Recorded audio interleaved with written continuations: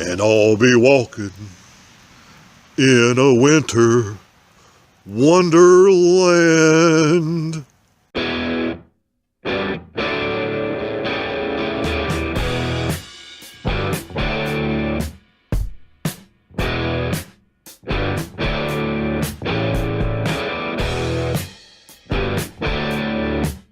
Howdy folks, I'm coming to you at the moment from the great state of Virginia, and I had a few things planned for today because at noontime it is 43 degrees with a few light rain showers according to the weather report. As you can tell from the background scenery, they missed. So one of the things you're going to learn when you're out and about, especially this time of year, is you can gauge these winter reports and use them for some basic planning and hopefully guide you away from areas a day or two before something bad happens. But sometimes they are just going to be wrong. Now, I like snow. I like to go play in the snow, but I do prefer a little bit of warning when there's going to actually be snow. So out here you just roll with it. So we're going to go play in the snow a little bit, and then we'll get back and talk about some preparedness on the road. Okay folks, a little bit later in the day, and it is now turned to rain and wash the snow away. In the snow that we had, I could have built you a nice little snowman, but I actually have a better story for you. This was in the newspaper. It actually made USA Today. In Kentucky, someone had built a really large snowman next to their house, and I don't know what makes people think that they somehow have the right to come on someone else's property and destroy things because they don't believe in it, or they're just trying to be cute, or they're trying to impress their buddies. I know with manger scenes at Christmas all through this area was a big problem with people going and stealing the baby Jesus out of manger scenes next to churches and businesses. Silly stuff like that. But someone actually decided, and here's the picture because I want you to see how much effort someone had to go through to go up this guy's driveway and try to run over this snowman. Now these people got what they deserved because they didn't realize that when they drove on this guy's private property, he had built this snowman around a really large stump. So whoever hit this did some major damage to their vehicle. You can see a few parts of lenses in that picture. You can actually see their bumper going across in the snow, the part of the snowman. And this person, whoever did this, got what they deserved. And while I think there's about a 1 in a million chance that whoever this fool was that did this would actually be a subscriber on this channel. If you are, please unsubscribe.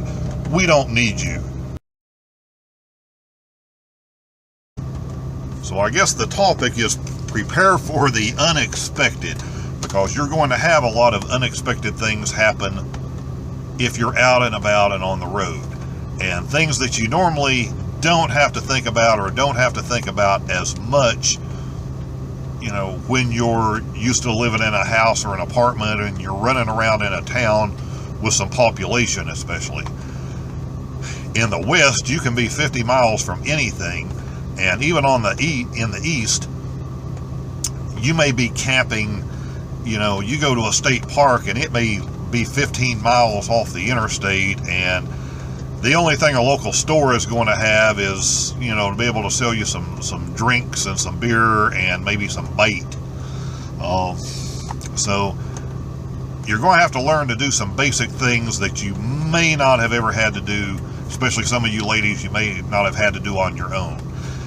And some things that we talked about before you always need to carry with you. One of those things is going to be something to inflate tires with. You can pick these up for $20 or $30, just a basic 12-volt, plugs in your cigarette lighter. It will do the job. It will pump a tire up slowly. Depending on how far down your tire is, how big your tire is, from being completely flat, it may take it 10 minutes, but amazingly, they will do it. They will pump it up. So with that said, you need to pick up some type of tire plug kit and have with you in any vehicle that you're going to be camping in. And if you've never used one of these before, I'm going to show you real quick how easy this is. I had to do this myself in the last couple of weeks.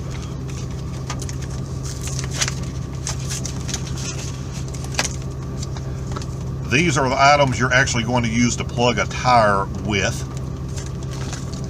So you've run over a screw, you've run over a nail, you've run over a piece of wire. You're going to get whatever that is out of your tire. You really only want to do this in the tread of your tire. You do not want to do it if you end up with a puncture in the sidewall like I had.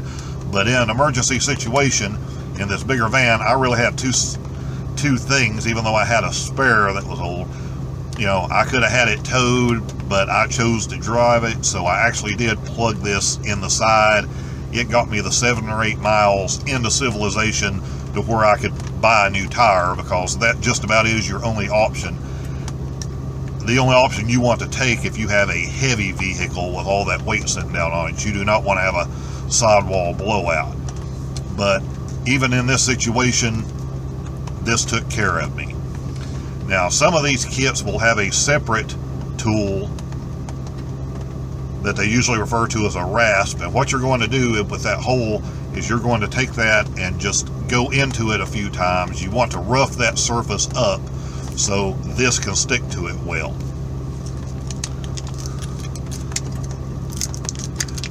Then you're going to take one of these.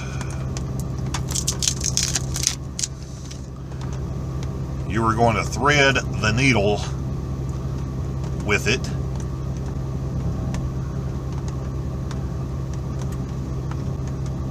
May take a couple of tries.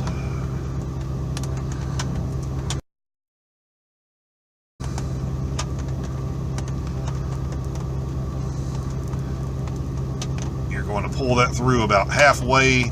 You're going to go back to your tire, your little hole. You're going to shove that in, leave about ½ an inch or so of this sticking out, and then you're going to grab this tool and simply jerk it towards you really quickly. And when you jerk that tool towards you, it'll pull the tool out and it will leave the plug in your tire.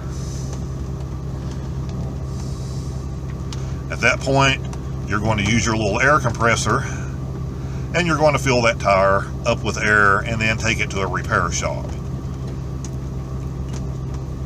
If you've plugged the tread of your tire, that may be all you need. That's the only thing a tire shop is going to do, is use one of these. Again, if you've managed to get a hole in the sidewall of your tire, something's bounced up and actually punctured it, you are going to want to replace the tire for safety at that point. But again, a lot of these things, they're not hard, they're not complicated. It's just the fact that you or I have maybe not done those things before, or we're used to running and paying $10 and having someone do these little things for us. And out in the world of camping and boondocking and all these things, you're going to have to learn to do some of this stuff yourself. It's going to come in handy for you to be able to do it, and it's going to come in handy for you to be able potentially to stop and help someone else who is stranded and doesn't know what to do. Good way to make a friend or two along the way also, when you can stop and help somebody that's in a bad situation. Now, you guys know I don't like to carry a lot of stuff with me.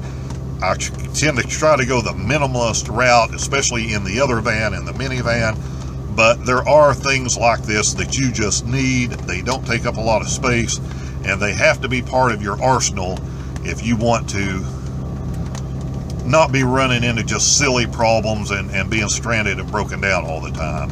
So if you're just starting out, you know, or you're planning on doing this, you know, maybe in the summer, maybe next year or whatever, and you're starting to pick things up that you're going to need for your journey, start picking things like this up. The little $20 air compressor that runs off your 12-volt cigarette lighter. One of those $50, $60 jump packs, battery boosters that we discussed in another video. A $5 tire repair kit. They're all things you're going to need, and when the time comes that you do need them, you'll think back and hopefully you'll thank me for them. Dealing with winter, you know, even if you're not in a cold area, you're in the south now, it can still get down. You're going to have nights in the 20s. You're going to need something for your head. You're going to need gloves. You know, you're going to need a decent jacket. You know, I think a pair of thermal underwear, tops and bottoms, is going to be good. Spend $15 and get you a really good pair of wool socks. They dry quick. They'll keep your feet unbelievably warm. They are really thick and really padded, the good ones. So if you have boots or shoes, you may have a little trouble wearing the ones you already have. If you're dealing with winter gear, you may want to go up a size or a half size to compensate for the extra thickness of those wool socks. But you can be down to 0 and out skiing, and those things will keep your feet warm. So they will certainly take care of you in other situations you're going to get in, and it's one of the best $15 you can spend if you're going to be out in the cold. Because if your feet are cold, flat out, plain, you're going to be miserable. Ask anyone who's ever been in the military. You will be miserable, regardless of what else you have on the rest of your body. If your feet are cold and numb, and it's not good. So another good investment. So you guys that are already out and about and have done some colder weather camping before, or run into those colder weather situations, you know, I'd love it if you put down in the comments some things that maybe I haven't mentioned or I may not have even thought of yet, because we all learn from each other. Put some notes down in the comments and let us know what you carry with you that you think is an absolute necessity. While we're talking about necessities, there's also going to be some tools that you're going to have to take. And of course, you need a pair of pliers and maybe a pair of vice grips. You know, if you have a set of sockets, that's great. That certainly comes in handy. You're going to need screwdrivers, you know, Phillips screwdrivers, flat screwdrivers. But if you get a new vehicle, you also need to look around for some oddball things you may have. And this larger van is a good example of that. I'm going to try to pull this camera and not have it shake too much. But if you can see these screws holding this door handle, virtually everything on the interior of this van is put together with these little square-shaped screws. So if you buy the little sets of tools that, you know, you're getting all the star-shaped and hex and all these different little things, you're going to end up with one of those. And I can tell you that virtually everything in this van, and I have had a lot of this van apart since I've gotten it and put back together, there are 2 sizes of this that's used. So find out what you need, take those 2 little adapters that you're going to need and put them in a drawer. Take and tape them together somewhere that you know where they are. So every time you need something, you're not spending 45 minutes trying to dig through all your tools and stuff to get to the one that you actually need, because that is annoying. We don't want to be annoyed. Being annoyed leads to high blood pressure. High blood pressure leads to all kinds of other problems. As a matter of fact, once you figure out the couple of sizes you need and you have a set of 10 or 20 of these things, you can keep the 2 you need and throw the rest of them away if you're a real minimalist. And another sign that things are simply not perfect in camping and in traveling and van life, van dwelling, you may have noticed, if you're paying close attention to this, you have seen something shoot by my head every once in a while. That's because in the middle of this, I have managed to have one of these fine windows decide to start leaking. And in these road treks, this is a very common problem. It's a very easy fix, but I've got to wait till we get some decent weather in order to do that. So in the meantime, I'm going to have a few drips that I'm going to have to deal with. Throw a paper towel or a bath towel down here to catch it, and when the weather clears, I'll spend 10 minutes and fix that. But again, do the best you can to be prepared for the unexpected.